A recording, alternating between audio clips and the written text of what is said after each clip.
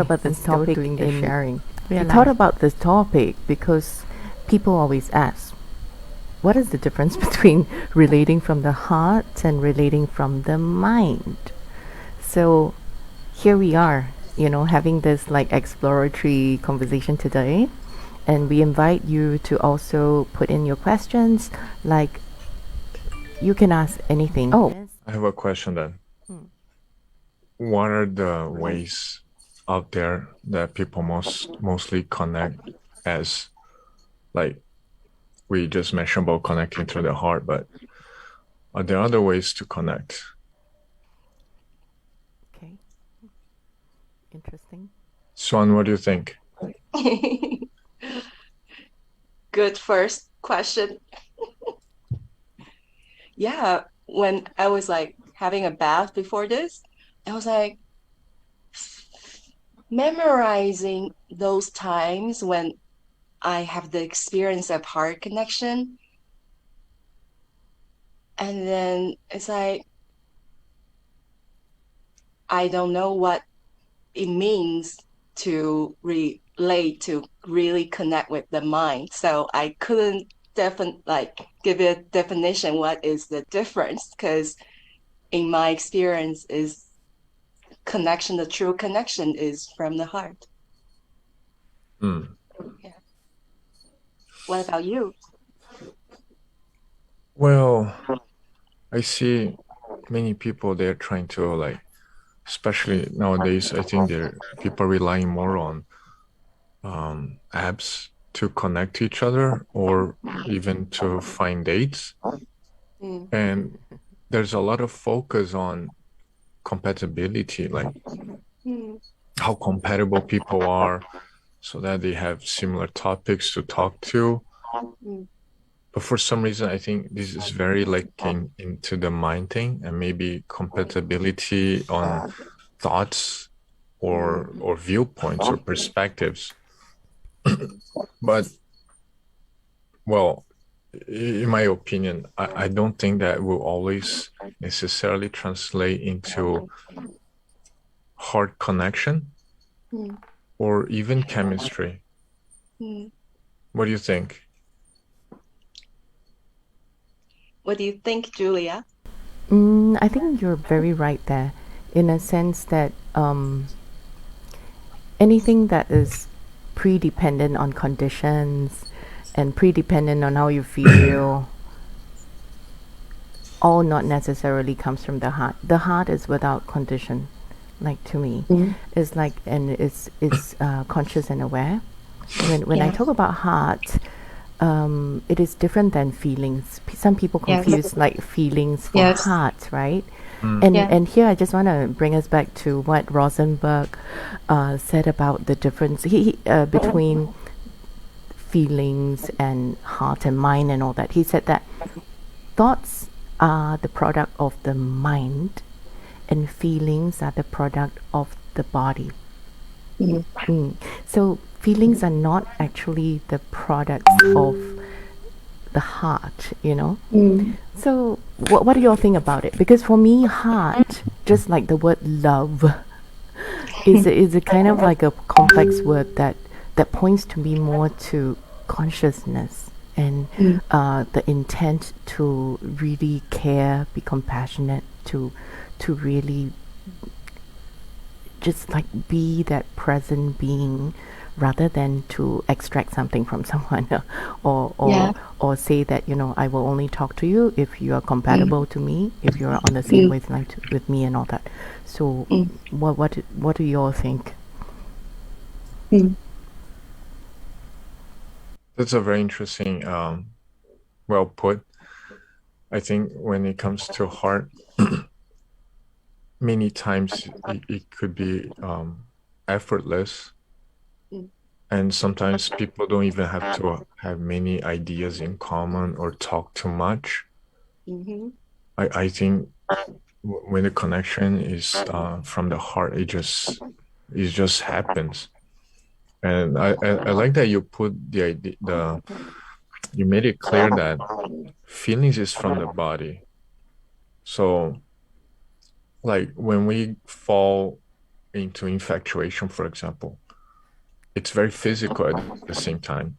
Even without physical touch, it's like our breath changes, the heart rate changes, like maybe our hands sweat a little bit, we get nervous. Everything's on the physical body, right? Yeah, and all the reactions. Yeah. So scientists even mentioned that falling in love is also something like chemistry. Like the the hormone is called, if I'm not wrong, is oxytocin, and it may last 2 years.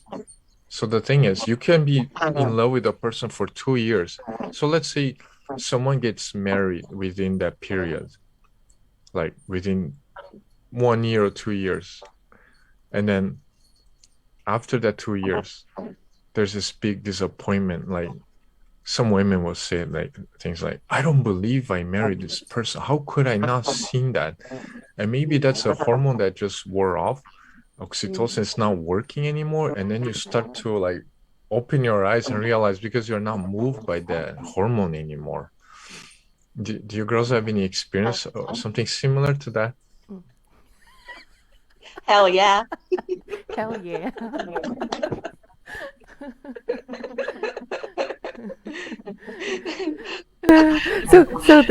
That brings me back to this very, the mystic Rumi always throws us very seemingly simple lines, but actually it's very complex, right? If you think about it, he says, now you have fallen in love, stay there.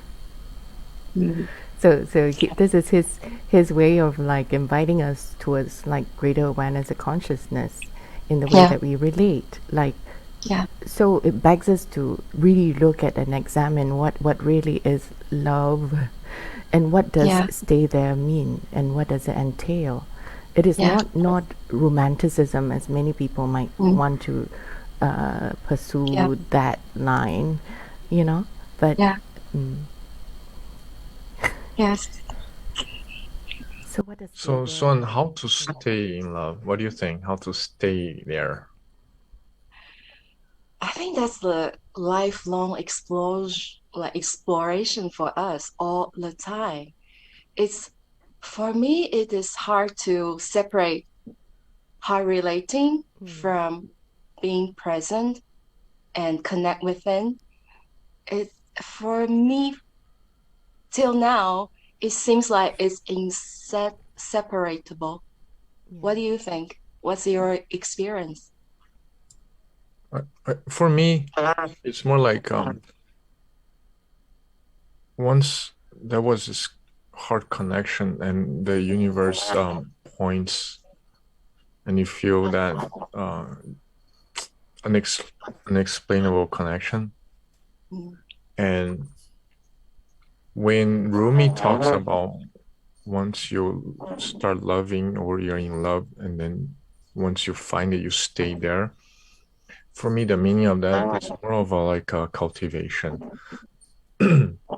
When I say about cultivation, means stay there is to stay in that safe space with that person and cultivate ourselves, and not necessarily create an expectation that that person will be always loving you or you always love that person. But stay in love for me is more like is to cultivate like in the presence, being with that person, being aware of ourselves, observing ourselves, and by being near that person or interacting with that person, and you become more and more intimate to yourself, realize more things about yourself. I think that's one of the keys to stay in love. Well put. Well, do you think that? Because I feel like trying to stay in love could fall into like a trap, because you have kind of like expectation how it should look like. Then we lose the presence. We lose it. So when we are talking about heart connection, relating. In my experience, I might translate it into I'm being loyal to what is it right now, what is it right now, and how I can be authentic to that instead of like trying to fit this moment into some kind of concept, like a harmonious relationship or anything, but a constant trusting in this moment, being honest with it, at least with myself, this connection within. If and that's the what if that's the only thing there we need to do ever? I think it's very well put, because at the end of the day, when we connect from the heart, it's not in the heart of that person, it's Yes. our own. Yes. So there's no secret formula, because Yeah. for me, the more I interact with the person, I see myself and I connect more to myself. That space becomes more and more intimate. Yeah. And more present. Yeah. And it reveals more of us. Whether we feel comfortable or not, I don't say this is going to be like a paradise or something like that. There are no promises and no expectation of that. But a lot of respect within, and a lot of appreciation also, even in small things. Yeah. What do you think, Julia? Definitely. I think this newness of being present, you see, we go back to understanding like states of being, like presence and love and all that. It's inevitable that we need to talk about that in order to understand this staying in love, or staying in that moment, connecting in from the heart. So hopefully this conversation we're going to have, we can share with each other what we think connecting from the heart is, and also what love is to each of us. Like for me, if you ask me, staying there is requisite upon what I understand as love. And I do not only think that we connect to ourselves more in a heart to heart connection. I think beyond that, I think that is very important. Surely it's like through, if it's a heart to heart connection, in fact all relationships have that potential. Any relating has that potential. The more you go through time, the more you stay in it, the more you see yourself, the more you deepen our awareness and our insights to ourselves, either by like synonymity, like for example, like what Eddie was saying, like compatibility in people's minds, like oh, we share things together, or by contrast, like oh, okay, maybe this is how unique you are, this is how different I am. But beyond that, I think that it's a very human thing to want to connect and want to share something with someone. Like when I do something, I connect to myself. Yes, I find the wholesome joy in myself. But what of this love that overflows? What of this need to share? I find myself always like going to my dear friends, like two of you, like oh, hey, look, what have I discovered? Look at this, look at this, look at the cup I made. It's this desire to want to share, to want to love, to want to give, this giving nature. In fact, I think I look back at all my times, the most joyful moments begin with this innate sense of sharing without any conditions, the desire to want to share, and that desire to want to give, and the desire to make your lives better too. Like how does my presence contribute to your best interest and well-being as well? It makes me extremely happy. So the thing is, to me, love also means that And connection, heart to heart, also means that. It is like not only respecting each other for the sake of some kind of like authoritarian or a kind of like a strict rule of relating, but more so like I respect you because I really don't know what you're about. I'm so curious about you, and you're so delightful, and I wanna share space with you, and I wanna give to you too. I wanna make you happy as much as I can see that you wanna make me happy. Yeah. It seems good that you brought this up about sharing, because many of aspects of life, when we talk about sharing, also means to open up our hearts. So usually we want to share things about ourselves when the space is safe, when you know you will not be judged, when you know you can be listened to, and then sharing could be a consequence of that. And I would like to share with you something I learned this week. I've been studying about love language. Everybody has different love languages. And I also would like to share with you that I learned something called love deposits, meaning that we're never in deficit in terms of love. Like if I say, Xuane, all along we didn't meet, I missed you. And I think I'm so happy that we're doing this podcast today, for example, and show appreciation for everything we've been done, for example. That makes me a bit more predictable, like where you are and where I was, kind of thing. This is a form of love deposit, so that two people can situate themselves within this vast space and where we were, where we are now at. So then it makes it like more predictable and more cultivatable, so that we are able to go on from that part, So I think, one of the things to show that heart-to-heart connection is to be able to share things, right? And at that point, I don't think that sharing has any form of investment, and then you expect something back, and not necessarily a sacrifice. Yeah. I don't know. Maybe you could help me express myself on this if you have any experience of it.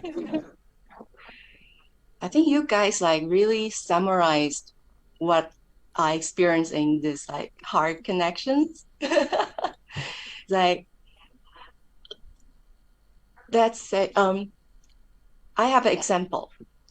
So have you danced by yourself before? Yeah. Can you recognize that dancing in the mind from really just dancing, like forgetting about yourself? Like you're just moving, you're not thinking about it, you're not looking at the mirror, you're not thinking, oh, this is a new move, or oh, I should do this. You're just like not thinking about it. And you're just that space that everything happens. You're not judging, oh, this is a wrong move, oh, I should do differently. For me, like connecting from the heart is just like that. You feel safe.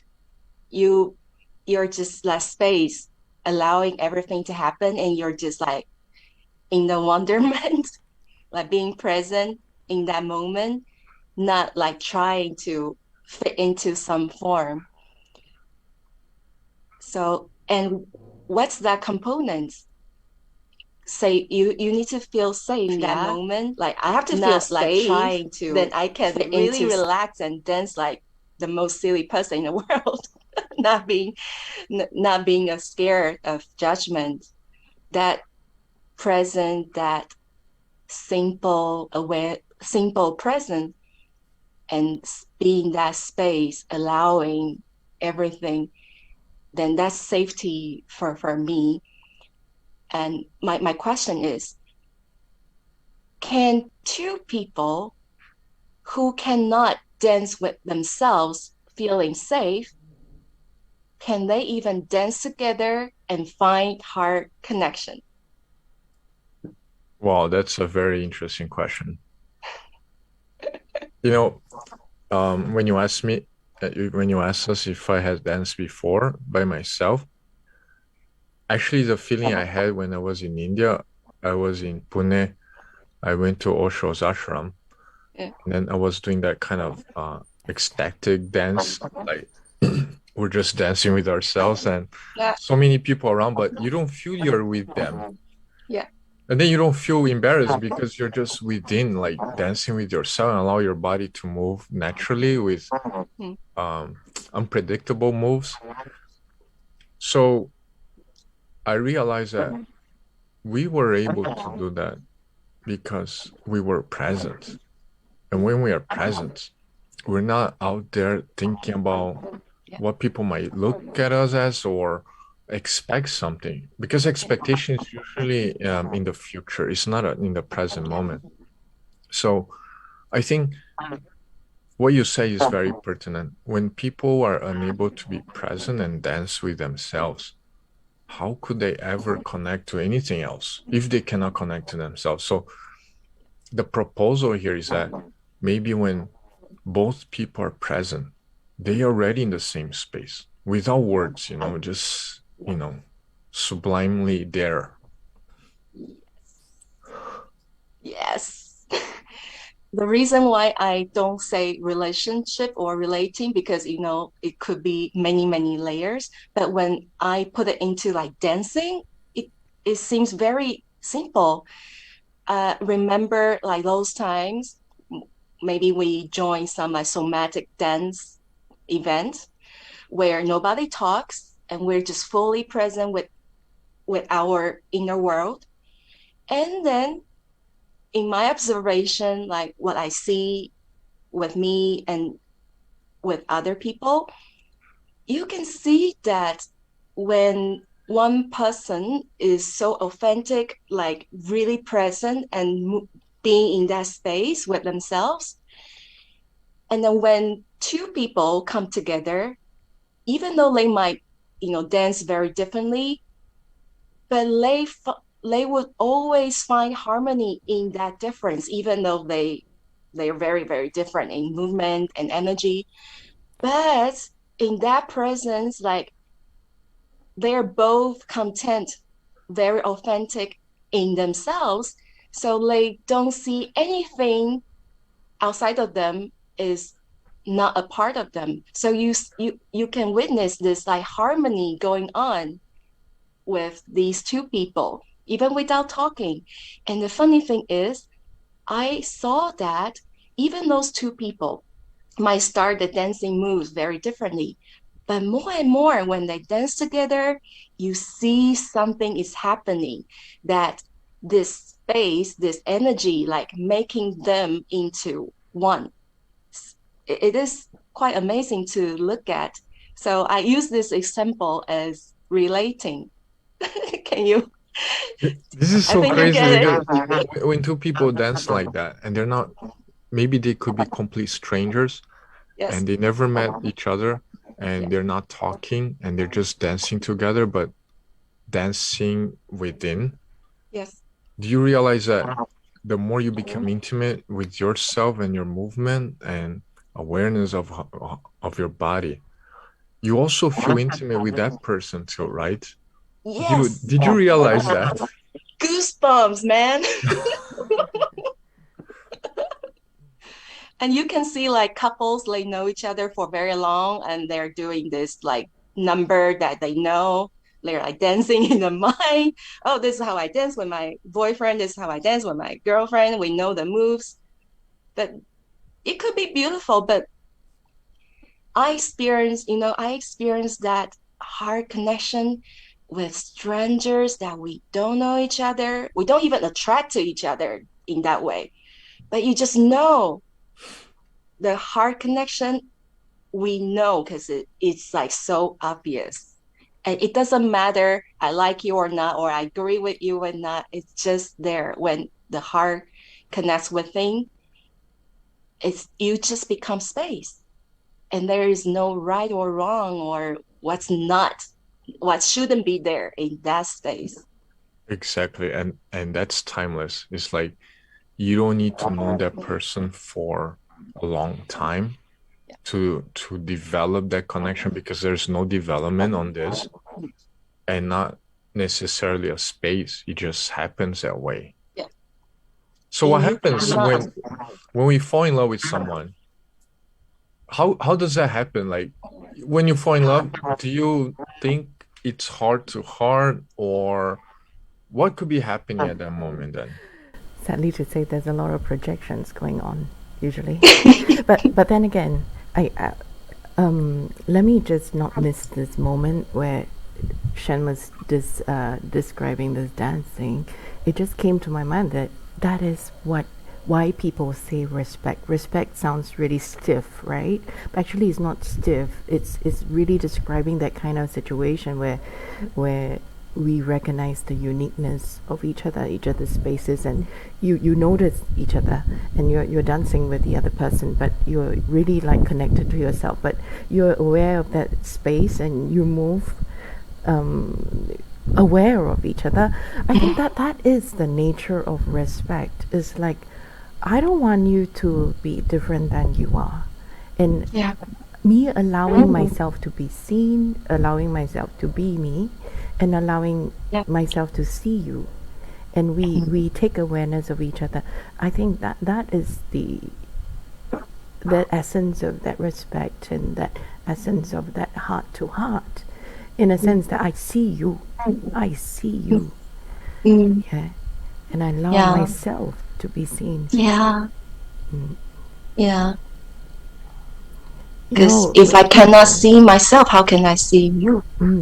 So when people, there's a lot of literature in this world that it's like, you complete me, or I that kind of rhetoric of falling in love. It's, sadly to say, it's really a far stretch. Maybe there was a moment of that awareness of the other person, but there's a lot of projections about gushing in about who that person might be, and all that in romanticism that detracts from that recognition and that awareness of. It's like the first recognition is like, oh my God, how fine you are. It's like, wow, okay, I see you. You're amazing. It's like that moment, and henceforth, and all the other kinds of conditioning, projections, and all that come after in a kind of expected romantic storyline. If we are talking about that kind of relationship, is then is no longer present. and I also want to say that our podcast here is really not about just like relationship, as in love relationship, but also relating with anyone, anything, I would like to make a sharing about what you just said. I used to get a lot of expressions like, you complete me, or you totally get me, and things like that. And even though it might seem romantic or a romanticism, what I realize that even nowadays, when people talk to me, they seem, or they think they're falling in love, but they are not actually falling in love with me. They're just realizing themselves through the space and through the connection, but they might confuse that for falling in love with me in a romantic way, and they might even want a relationship. But I just want to make clear that many times it's just that when they find a safe space and they start seeing themselves through the interaction, and they feel safe to share what they feel and things like that, they might think, oh, this guy gets me, or this is the one. But actually, they're just realizing themselves. It's not really they're falling in love with me. but more on discovering themselves. Yes. So many times I used to get things like, oh, you get me so well, or you complete me, or you're part of me, and things like that. But I'm like observing myself, of course. What did I do now? And I'm like, okay, yeah. And sometimes things will come out like, do you love me too? And I would say, yeah, of course I love you. Of course I love you too, but in a total different awareness, you know what I mean? Yeah, yeah, I get that. Yeah, Yeah. and this thing about actually the thing that, let's say the one who says you complete me, they probably are referring to that moment where, oh my God, you're kind of like a conduit for me to find that, oh, that part is in me too. It never had the light of day, you know. It never saw the light of day, and you make me feel so free, because maybe I never allowed myself that kind of freedom, and maybe that's why relating also helps us to open up new universes, conduits to seeing the world and Yeah. exploring more of ourselves. And every Yes. relationship, every relating does that in different Mhm. ways, right? Yeah. Mhm. So Yeah. It's funny because sometimes I get questions like, are you a player? Are you a playboy? And I'm like, no. And they think that way because maybe they feel in a certain way. Mm. And maybe there's infatuation perhaps, but I feel the love, but not in the same way. Mm. So it's like, am I into that? No, I'm not. Not the same way. But we're sharing space. We are all there, but not necessarily the same way. So is the love different? I'm not sure. If we don't categorize, I think love is just love. Connection is just connection. Yeah.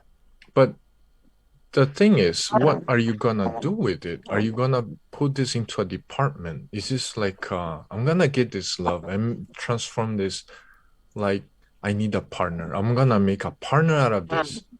Or I'm gonna make my future out of this. Mm. So this is quite common nowadays. And of course, there's humongous energy invested into this, which is translating to huge expectations and plannings and things like that. So at that point, would you say people are sharing actually the same space or not? Mm. it not necessarily precludes that it cannot be about future or whatever. It doesn't really matter. But the thing is, it is about that pursuit, about that goal, about that outcome focused thing that makes it kind of like a stilted and totally not present. Because maybe what they were really saying is that I want to make you a permanent fixture so that I can feel myself like this all the time. I want to have you as a tool and a conduit for me to feel this part of myself that I didn't know, that is so fine, that is so wonderful every time. It's like it's how it's not about just like a person. It's not just about you. It's about how we relate to all experiences in life. Sometimes some experiences are so fine, so great. You felt so wonderful there that you find your whole life is like trying to recreate that one, to recreate that moment again and again, with a person or without a person. You know, this pursuit towards a kind of like a goal, a thing, an expectation, a picture. But it's really like pursuing that feeling that you had when you looked at yourself and say, I could be that, I could feel that. Maybe that's like the beginning of this connection when people start to try to make that into something more permanent or stable. Yeah. But actually, what made that a thing was totally the opposite. the spontaneity, people being spontaneous and without trying to make it into something, that first connection, I think that's what made that happen. But then the impermanence of everything and that what do you call that, the dynamics and the non-promising connection, but people are trying to make it into something more permanent and stable and create expectation around that. So would you girls say that this could be the beginning of this connection perhaps, or is there a chance to make this into something?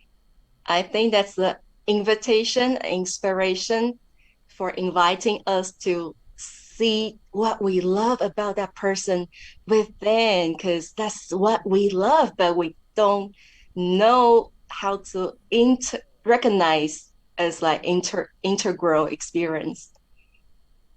And actually, like everyone that we find, oh, this, like, I find this attractive in Eddie, this attractive in Julia. And actually, when we recognizing that attraction, that's how this part in us is like shouting, hey, look at me, love me. This is the part you love, but you forget this is here waiting for you to recognize, to know myself more. So, with regard to your question, I also don't want to like put a kind of like conclusion or a kind of like that's it, because it is not like that. And whether or not people go on to want to work together with their shared vision to build something together in excitement, in an adventure, it's anything can happen. But the premise is what we talked about, that inherent, what goes into a heart-to-heart connection, what Rumi says, stay in love. So I hope that our conversation will also flow into what are your experiences, that is your ingredients for being that present, staying in love in that heart-to-heart, and what is heart-to-heart.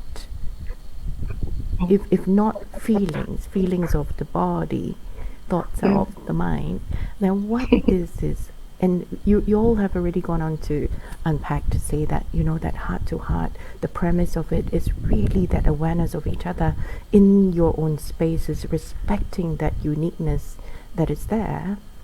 But how do you, what are the ingredients that make it really heart to heart? I start first.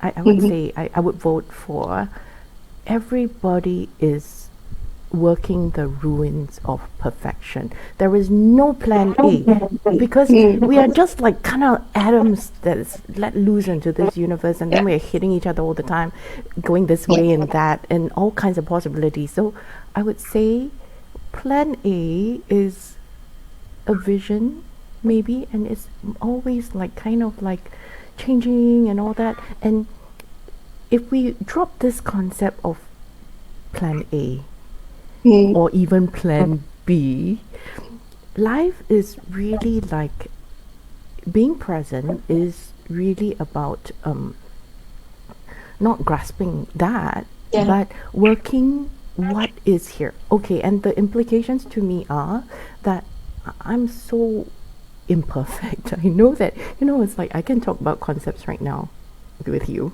like and talk about what I have distilled.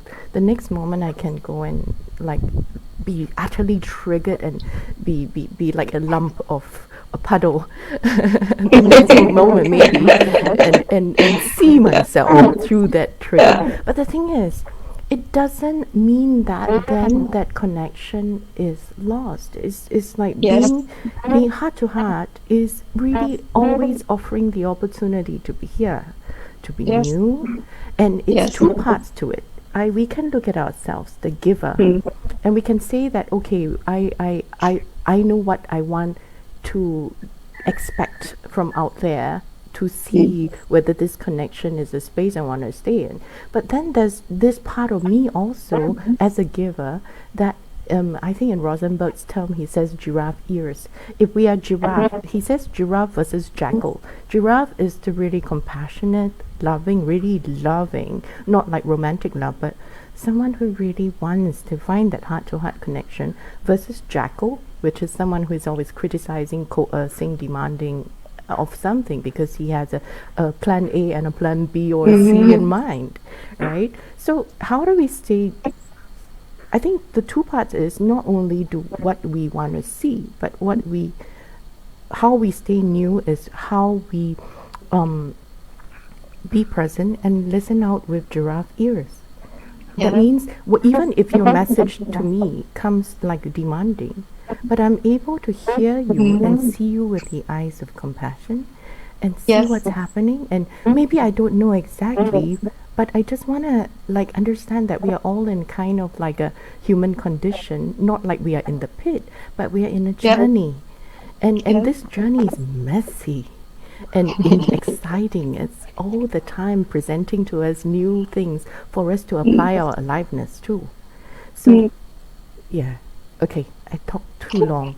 So over to you guys, and let's look at what are the things that you have observed is important for heart-to-heart connection. Well, what came to me can respond to what you just said perfectly, because what came to me was like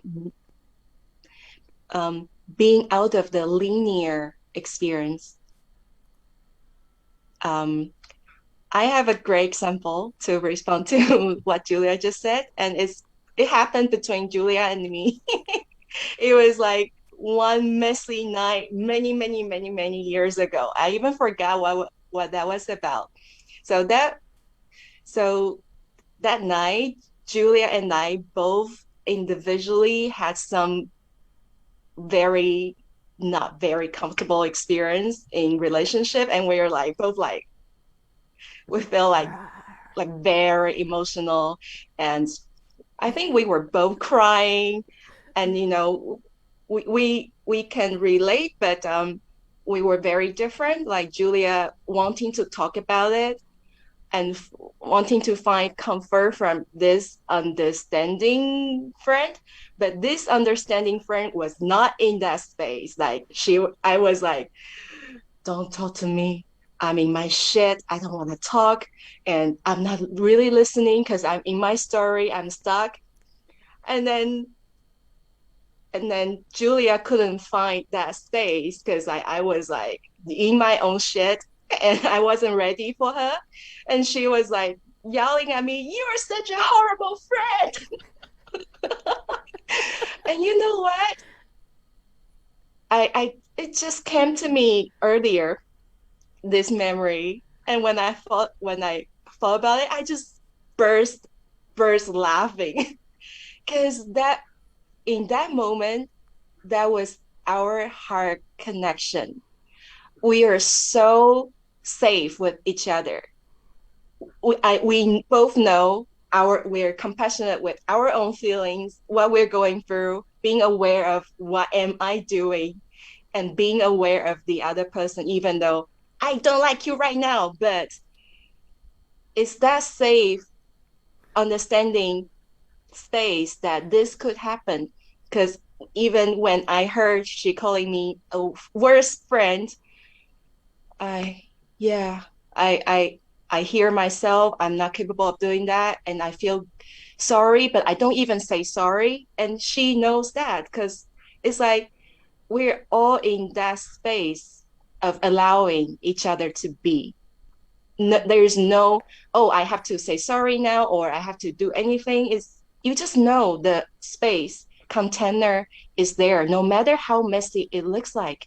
So that's what I want to talk about is that um, when we say heart connection, that doesn't mean it looks like it's harmony, it's love. It could be authentic, anything. It could be anything.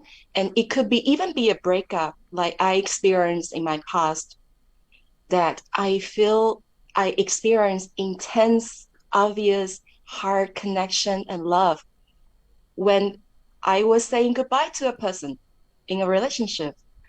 It could look messy, but you know, if there is true connection, it doesn't matter how the relationship look like. Yeah. So not attaching to what the outcome is. That's what I wanted to say. Not outcome, and it's not linear. It could happen. The heart connection could even happen in a seemingly not harmonious relationship. Thank you for sharing. And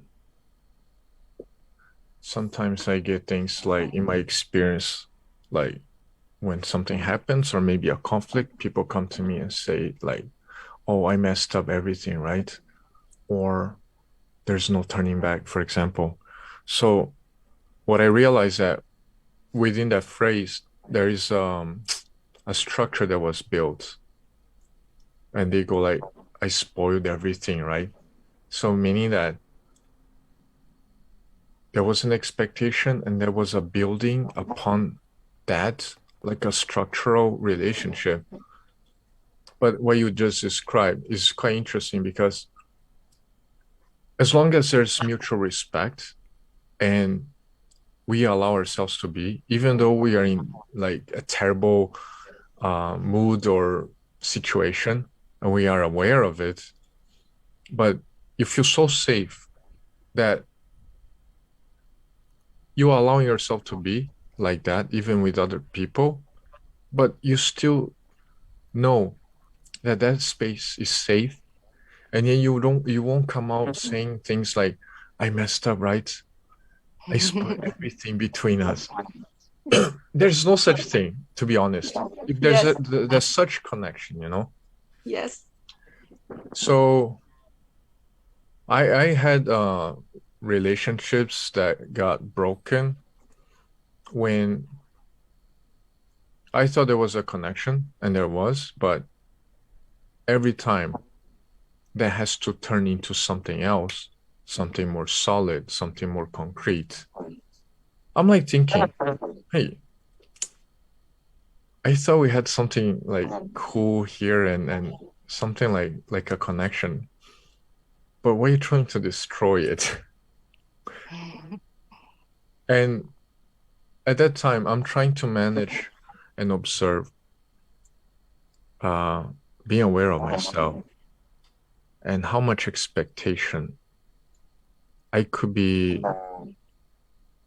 making it cultivatable in my space.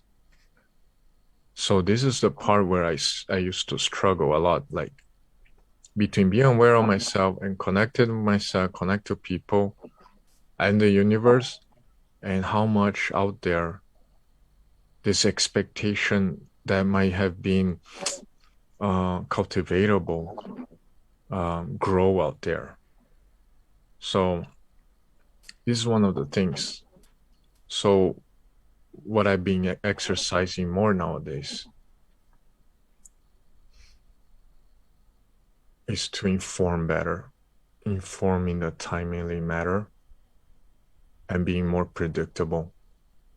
I find it that as being a kind of kindness and compassion also.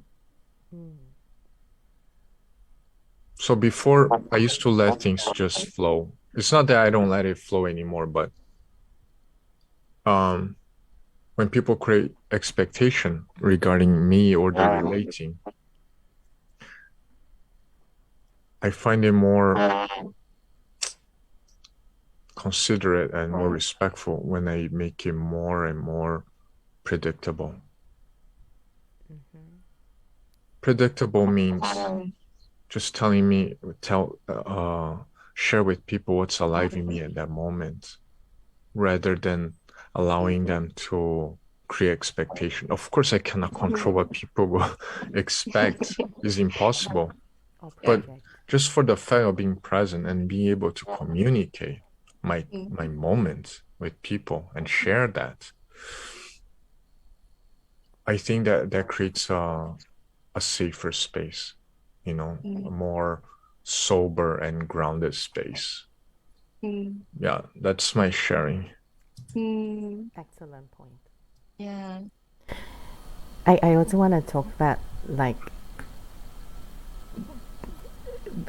the safe space can only really happen when we don't take things personally. Like, even though, okay, like in that grudging moment, we might be like, rah, ooh, like angry with each other, but there is a third perspective watching the whole thing happening. Yes. And that is where, like Xuane was talking about, that's where the compassion and that Yeah. lasting love is. It's like Yeah. it's not. There's nothing that can break this eternal bond. But I'm observing myself, observing you. I'm not taking it personally. You're not hating me. You're not saying that anything that could happen. You might leave. You might stay. You might be really like whatever, okay? I'm not going to take this personally. It's not going to define my character, or Yeah. I'm not going to respond from my trigger and think that is all that is what it is about. I'm not going to make a meaning out of it. We might be having a bad day, you might have an outburst. Again, I get it a lot when we play games, and then sometimes I foul because I'm really bad, and he gets upset with me, and then it's like game over, right? So, but that doesn't mean that um it doesn't mean then I'm taking it personally and say that I write off this person because he is XYZ. So the thing is, don't you think that when we confront nowadays, when I confront my triggers, in the past I'll be like in it, like it's like drowning, water above my head, blah, right? But when you become aware of them, you might still feel triggered, right? But this trigger point is whether you're underwater. When you're underwater, that is taking it personally. When you're above water, when you can see, then there is a shift in dynamics already. Is then I feel excited about these triggers already, because the relating, the heart to heart connection, the safe space and container that you were talking about allows me to see myself in very deep ways that I cannot see otherwise. And in this space, when I see what's happening, I'm having an insight into things that make me unfree. And rather than to be underwater to make meaning out of it and make myself XYZ, therefore I am a X person, I'm a Y person, being in that awareness allows me to not avoid it, stay with it, observe it, feel it. I know that feelings are actually from the body, but just Yeah. observe it, and it will dissolve. It will become known, and when it's known, then it's no more. Then you're free from it. And the even being able to see above water and just look at ourselves in it is already free from it. And then only then there's a possibility of that dance, of that moment, of that awareness of each other in each of our unique movements. Yeah. Only then that heart to heart is possible. It's like not taking things personally. Yeah. Eckhart Tolle talks about that. He says that taking things personally, when that happens, the self has become invisible. It's become like unseen. Yeah. And why is that? Because something is being put into importance. So like usually people that say when they take themselves too seriously and they're taking they're demanding people to give value to the importance they're giving to themselves, then the trigger becomes like almost uncontrollable, and that person is demanding now that you should treat me in a certain way, or respect me this or that way. So at that moment, the self becomes invisible. In other words, we're not present. When we are present, we are aware. We can just observe around. Yeah. But like Julia said, if we're triggered and yet we're still invisible, then there's no us anymore. It's just the reaction, right? Yeah. But it's, for me, I think it's such a blessing when we are able to, even though having our triggers and we are observing that and we are so grounded into that, not avoiding, staying there and observing ourselves and not necessarily being controlled by it, even though we are in that trigger and reacting to it. I think that's so beautiful, you know. It's so, I wouldn't say enjoyable, but I would say more like it's so sober. Even though we're acting like crazy, but it's so sober to be above them, observing, even out of the character, looking at the character reacting. Yeah.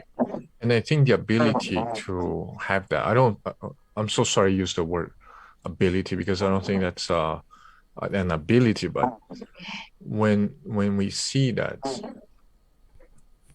that makes any relating a little more safe, a little bit more aware, and hopefully a little more connecting, you know.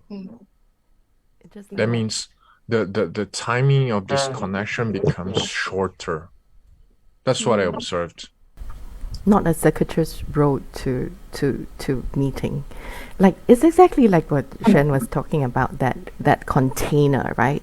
It's like in that container where both of us can allow each other to see ourselves and play out, and yet not be of judgment. And sometimes we can be messy, and in the end, we can end up in the middle of it laughing about it. It's like, what the shit, you know? It's like so even the, like being that speaks of that container for our messiness, our drama, melodramas, and all that to play out, and then be able to see it. And I think relationships are sort of containers for that, but it doesn't mean then therefore that do whatever you want, be reckless and all that.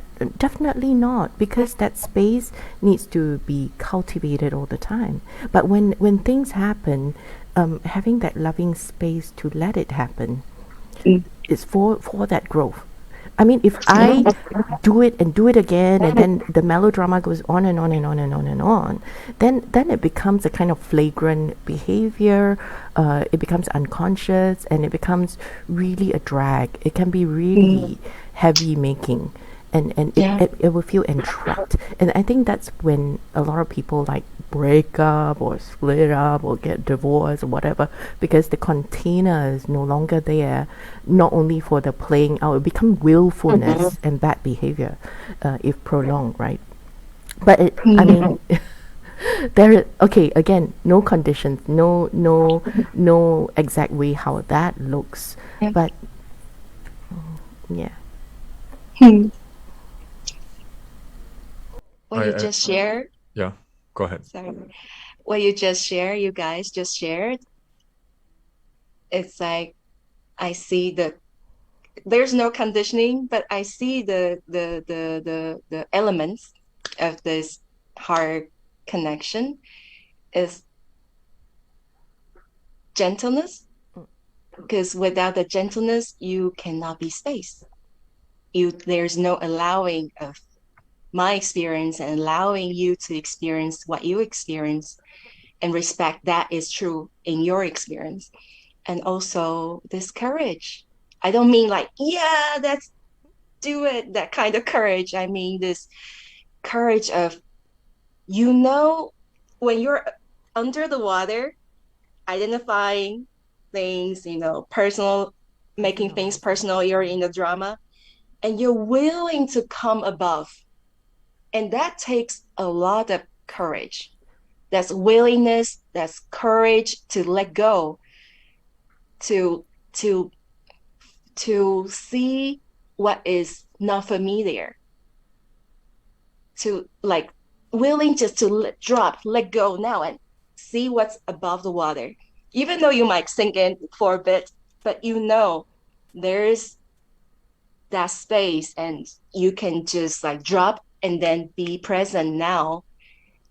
And in that above water, you could see, oh, like two dramas like playing out, but oh, this is fun, or you're like having a laugh about it, even though you're laughing, but the other person is still like you, but you don't, you're willing to stay in that space above instead of like sinking here and then do the you blaming game, or because it hurts, it happens, it triggers, because that is like very attractive for you to take things personally. But it's that courage of, okay, I'm willing to get above the water and I'm okay with what the other person is doing to me. You just like really you're willing to be courage to let that go, let everything go, even though it's not comfortable. I think that really takes courage, like constant practice. I appreciate what you just said, and I totally relate to that, because this courage you're mentioning, there's a difference between being fragile and being vulnerable. So for me, that courage is the courage to be vulnerable and the courage to like put your importance aside, allow yourself to be seen, and it's like, okay, I got upset because of this, and maybe my needs were that. Even though you might get hurt, but there's a lot of energy and a lot of courage coming out to admit and put that demand for importance and respect aside for a while. Yeah. And be able to be brave enough to be above that. Yeah. So maybe sometimes when we are very defensive and armed to defend ourselves, maybe lacks a bit of vulnerability and able to admit that we might not be perfect. We might be right, but we may not be perfect. Yeah. So this is a thing I learned in many relatings, is that the question that comes up to me when conflict arises is like, do I want to be right? Or do I want to reestablish connection, for example? So what I realized that being right is my own judgment of what's righteousness and fairness and what is justice, and able to put that aside, our values that we uphold so important, put it aside for a while just to look at ourselves. I think that's being vulnerable, and I think it's quite noble at the same time. Yes. So I've been trying to go more on that path more and more. Thank you. Hey, I suddenly remembered this picture. You know, all those vegans will send to me pictures of animals dying, and one of those pictures, the fish, right? It's like it's really dead. It's already dead. The fish already dead. But when they put the fish into the hot pot where they do frying pan, it sort of like comes alive. It flails around and it goes splattering around. Okay, this thing about the flesh flailing, it's like when we put our heads above water and then we start to see more things, and then choices start to open up because you're able to depersonalize, right? You're able to see, and then you're able to make choices. But sometimes the choices, because we are embodied, we came to this existence with this body, with feelings, with somatic resonances, memories, and all that. And just like that fish flailing in the hot pot, it is a muscular response. We know now it's not to say that it's a mystical thing, the soul is jumping, you know, but it's the body is flailing. And sometimes, we flail we flail as well. It's like the triggers still happening, like really pain spots, traumas, or misguided kind of encoding memories. It still flails around, even though you might even start to look and start to see above the water. But it flails around. But that space and the container of that heart-to-heart relating will allow that flailing to exist and yet not be judged. And this leads me to, not be judged and not be criticized, and still loved, still held. Even if the actions might be not what you want, there could be a leaving, there could be a huff and a puff and an eternal goodbye. No eternal goodbyes, never eternal goodbye. But there could be just like breakage, explosions, whatever. But that container lets it be, lets that discovery be. Good point you brought about discovery, because I've seen a lot of disconnection, and not only disconnected, but a blockage where connection cannot be established at all when there's no discovery. What would be non-discovery at this point? It would be like when we start seeing someone like, oh, that person is narcissist. We start labeling toxic narcissist or offender or something like that. And we are unable to see what is. And all we see is that character that we build with our mind. And there's a filter between us and other people. Yeah. So it's very important that we drop all these and establish connection from zero, from scratch, without any impression, without any pre-thoughts or preconceptions.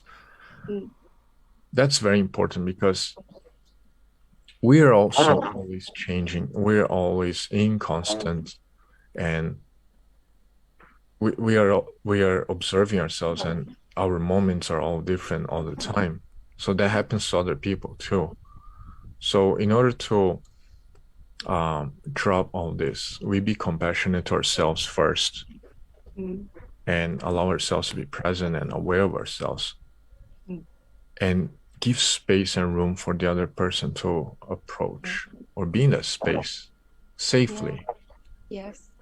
How can we be safe if everyone around us is either toxic or narcissist or whatever? It's not safe for them and not safe for us either. So sometimes I think it's okay to drop these labels and,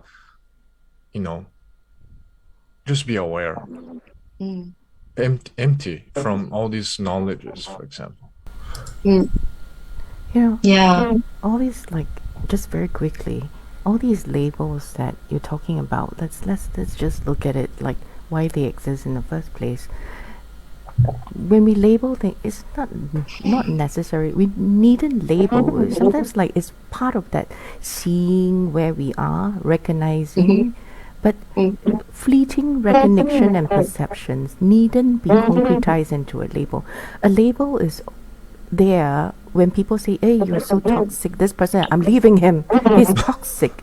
Is because you're finding a meaning, finding a reason, maybe like finding making yourself safe. It's part of that wall building of making ourselves safe. Labels exist, or labels also do that kind of work. But the thing is, when we do that, we fall into the trap of not being in the river. I mean, it's like the river of life carries us, right? And every moment is different. And yet, if you make a structure and you say that I want to be like a dam in a river, then the life will be blocked. One of the saddest things I've ever seen is this video that somebody sent to me about this woman who has been betrayed by the husband. He left her for maybe another woman. She caught them like having sex or something, and then, do you know, she made it her life's work to help other women track where their husbands are, catch them, take pictures, go there with batons and sticks and whatever, and to beat these people up, and to whatever, you get what I mean. That is her life's work.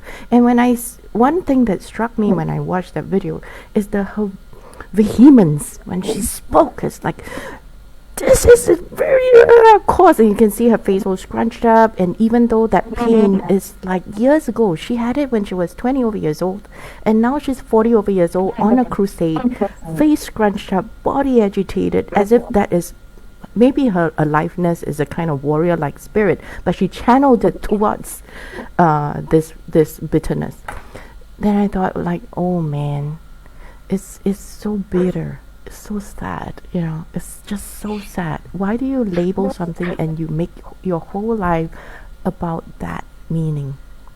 You mentioned something quite interesting now, where you say that maybe the labels are there to protect ourselves, but what I can assure you is that during that so-called protection, when we are shielded, and maybe things cannot hurt us, we're definitely not connecting. First, with ourselves. Second, with anyone else out there. So, during this crusade that you just described of the woman helping other women, it's more like a shield and preventing, not from them not to be happy, but you're preventing yourself to be happy too. So it doesn't make any sense, right? Yeah. So I think when we drop our labels, we start defending ourselves or protecting ourselves because we got hurt before. We're stop giving chance to life, We're stopping to live at that moment. And we have to go on. We have to move on.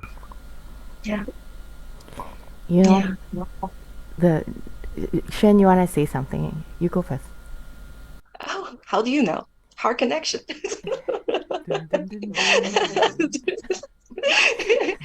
I was really enjoying what you guys are saying. Oh, when you talked about the labeling, and so, because we read astrology charts, like Julia is an astrologer. I know you must have experienced that when girls or when men fall in love with somebody and they'll bring their chart. Please read the chart for me so I know how to deal with her, so I know how to cope with him, so I know what he likes, so I can, be together with him like more harmoniously, things like that. It could be just like that, because you want something to happen, then you want to know what the other person look like. So I want to fit perfectly in that.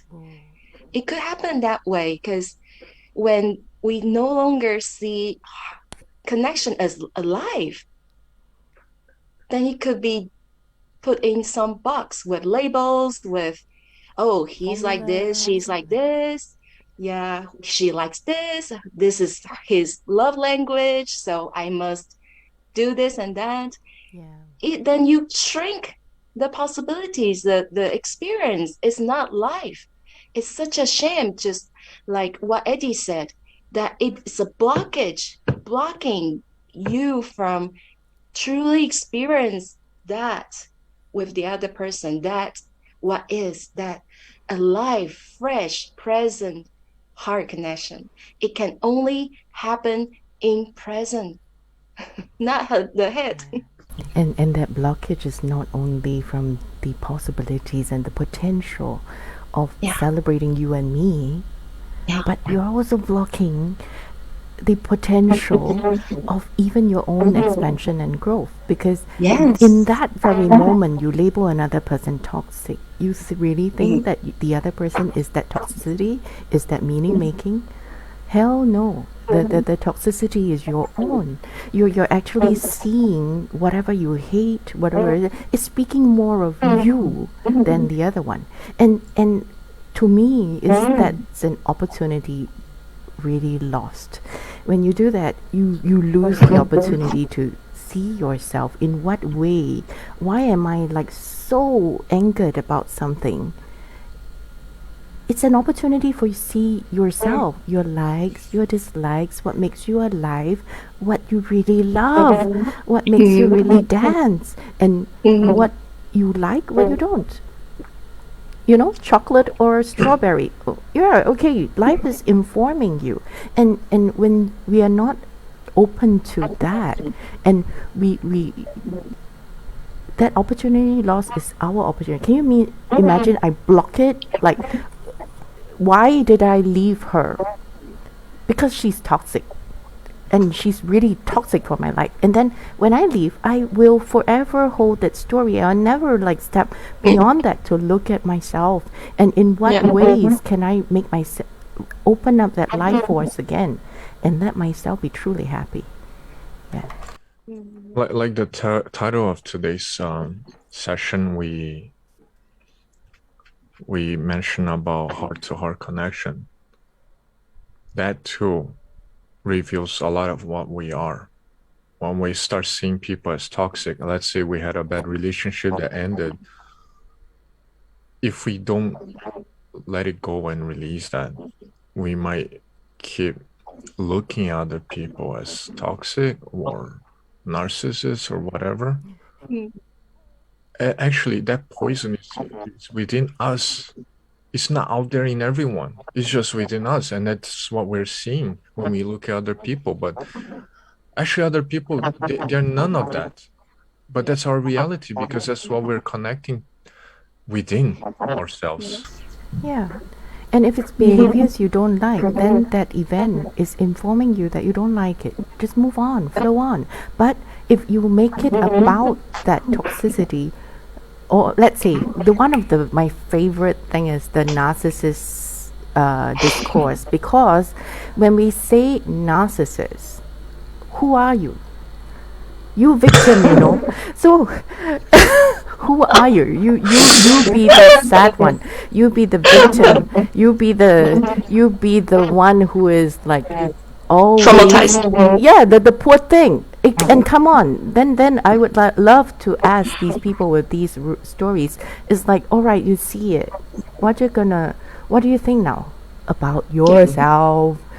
What do you think now? What did you do to contribute to this reality? What did you do to contribute to there's something in you. It's just like, you know, the DNA. Not to mention that people will say, I'm a survivor of narcissist abuse.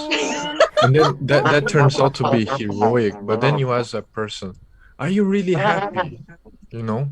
Are you happy being that sole survivor of that abuse? So even that making it a heroic act, Yeah, and there's so much of this huge chunk remaining within, you know? And you have to maintain that storyline that you were so poor thing. You so poor thing. It's like, I'm so poor thing. I got taken advantage of. But hey, what is in you that allowed yourself to do that? And you know, for these people, one thing I observe, because I work very closely with so many cases that we work through this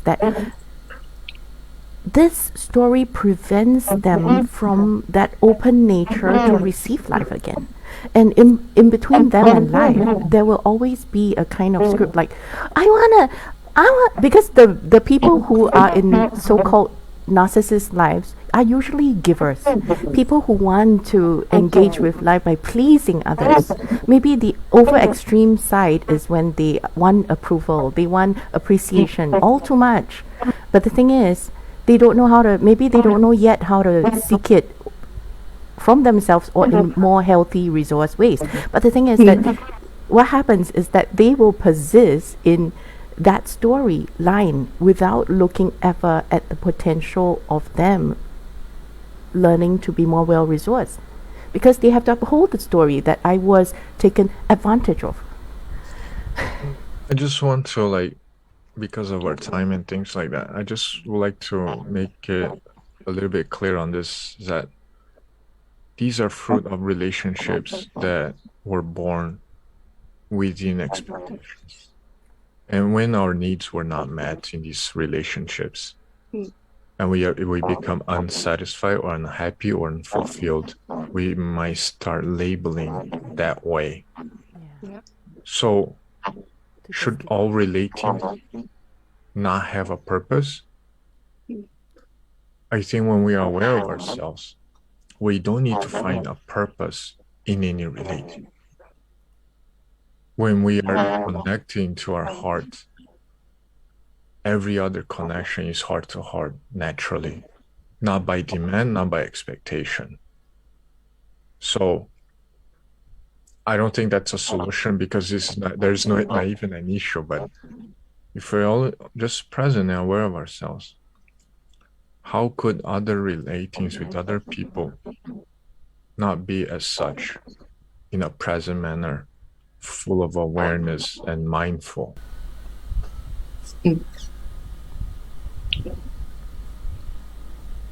So much silence now. We don't need to talk. We just speak with our hearts. Yeah.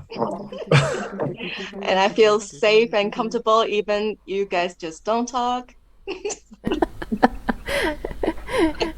Yeah, thank you, two of you, for being people whom I can bomb myself with. Or smile too. So, okay. Anyway, thank you so much, everybody, for listening in today and joining us on this adventurous discourse. We'll come up with another topic. Also, Thank you, Xuane, for being here, and appreciate you being here again with us. Thank you. Thank you Yes, too. It's beautiful. Xuane. Xuane. I have to learn. Xuan. Yeah, it's a Chinese word. But Okay. swan sounds good too. It sounds like, that one that glides over the water. Yeah, rising above the water. Yes. Thank you, Eddie. Thank you, Julia. Yes. See you next time, Singing your everyone. names. Yeah. See you all Thank next you. week Thank and you. next time. Okay? Bye-bye. Love you all. Bye bye. Love you.